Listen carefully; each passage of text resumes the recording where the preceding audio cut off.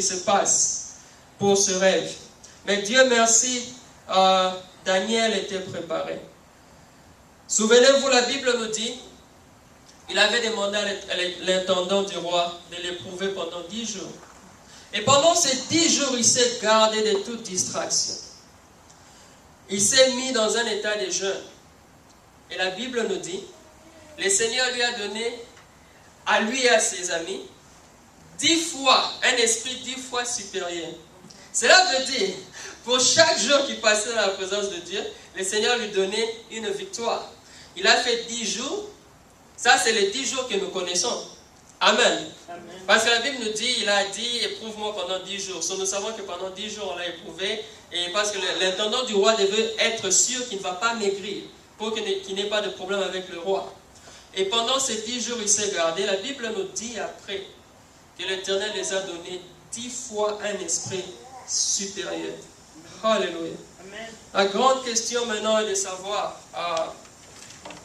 pour toi Daniel qui m'écoute en ce moment, comment te prépares-tu? Réajuste tes tirs. Amen. Prépare-toi. Parce qu'il y a un défi que seul toi tu peux relever.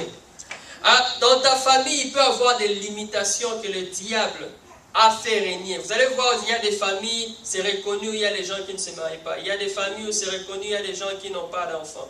Il y a des gens qui ne terminent pas les études. Il y a certaines limitations qui sont comme une empreinte, comme un cachet qui est attaché à cette famille. Maintenant, quand toi tu es Daniel, tu te retrouves dans cette famille, il y a une certaine préparation que tu dois avoir, afin que lorsque l'opportunité va se présenter devant toi, tu sois en mesure de défier le diable, tu sois en mesure de témoigner aux hommes combien ce Dieu est puissant, parce qu'au travers de toi, toute une génération sera délivrée. Souvenez-vous de Joseph, à cause de sa sagesse, à cause de son intimité avec l'Éternel, le jour où Israël avait besoin de nourriture, c'est Joseph qui a aidé. Parce que c'est lui qui gérait la provision. Comment te prépares-tu, bien-aimé, à Babylone? Comment te prépares-tu? Ferme tes yeux de la table que te présente le roi de Babylone. Elle peut être attrayante, mais cette table ne te rapproche pas de l'Éternel. Alléluia. Amen. La vision que l'Éternel a pour toi est trop grande pour les satrapes. Ils ne peuvent pas interpréter cela. Tu es le seul qui peut être en mesure de pouvoir déchiffrer là où l'Éternel veut t'emmener. Alléluia. Et c'est ce que nous apprenons ici. Malheureusement, les gens sont préoccupés dans la distraction. Et les hommes de ce monde, parce que ces satrapes dont la Bible nous parle, représentent juste les érudits de la science de ce monde. Je n'ai aucun problème contre les sages. Je n'ai aucun problème contre la science. Mais lorsque la science refuse l'existence de Dieu, c'est un problème. Parce que les scientifiques, les érudits de la science aujourd'hui, ils font tout ce qu'ils veulent et ils veulent éloigner, écarter l'Éternel.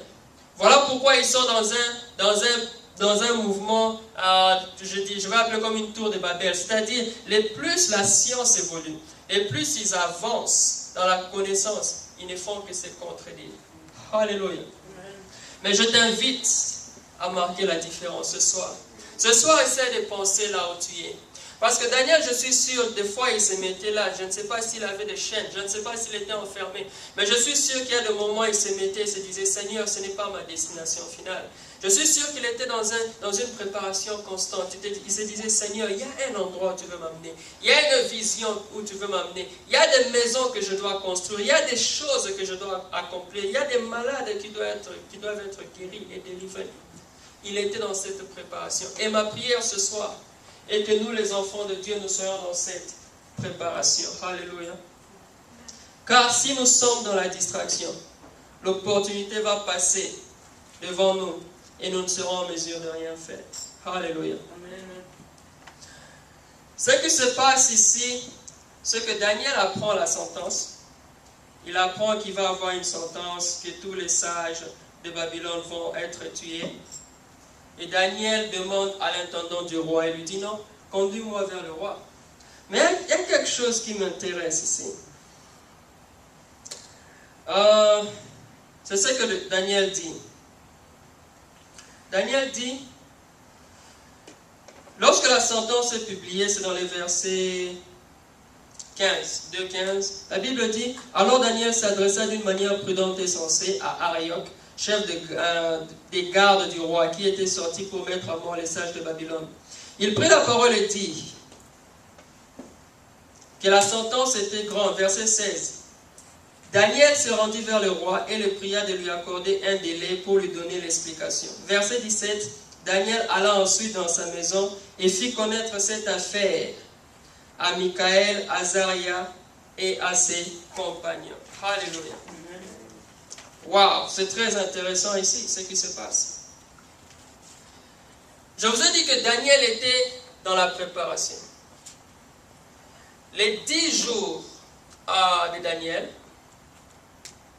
représentent les temps que tu passes à l'église. Je vais expliquer. Les 10 jours, c'est ce que nous savons.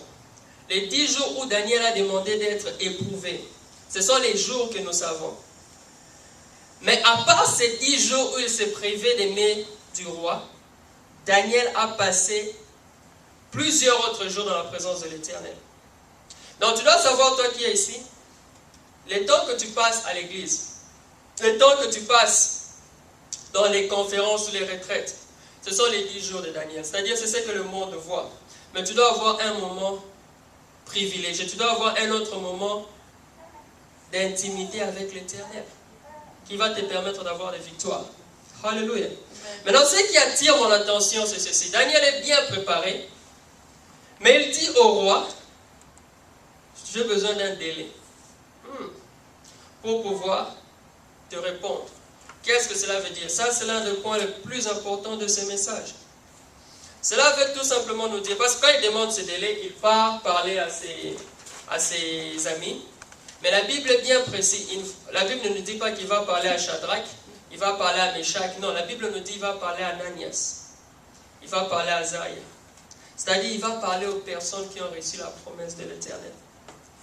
Combien de fois tu t'es laissé, tu as répondu présent lorsque le monde t'appelait Shadrach, pendant que ce n'est pas ton nom. Il y a une certaine identité que le monde veut te coller. Et à plusieurs reprises, nous les enfants de Dieu, nous nous limitons. Nous répondons présent, pendant que l'Éternel nous attend une autre dimension. Alors ce qui se passe ici, c'est ceci. C'est ça le grand problème que beaucoup de chrétiens ont aujourd'hui. Et je prie qu'après ce message, qu'on puisse changer. Daniel, qu'est-ce qu'il a fait? Il y avait une sentence, une peine de mort. Daniel a regardé, il était équipé, il était préparé, mais il a compris que non. Le challenge qui se présente devant moi me demande d'aller encore me ressourcer auprès de l'Éternel. Vous allez remarquer, je vais donner un exemple de la police. Lorsque la police, vous appelez la police, vous appelez 911, la police doit venir pour un problème dans une maison, violence conjugale, whatever. Quand la police arrive, ils vont venir, mais si seulement quand ils arrivent, vous dites que non, il y a une prise d'otage, ils ne vont plus entrer. Maintenant, vous devez poser la question, pourquoi la police n'entre pas? Non, la police comprend que le niveau qu'il y a ici est un autre niveau. Ils vont appeler le SWAT team, c'est-à-dire une équipe d'élite qui va venir pour trouver la solution.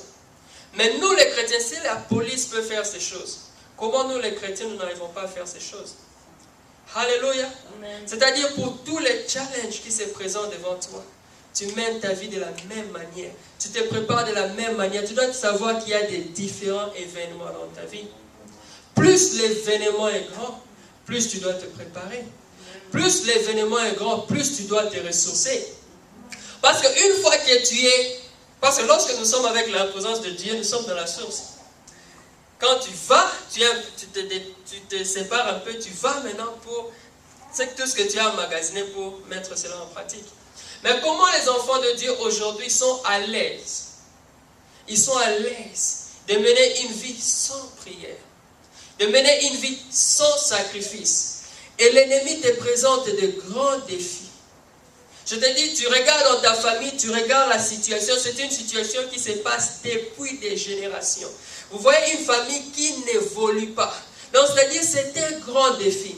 Alléluia. Amen. et ce grand défi est devant toi, tu ne prends pas les mesures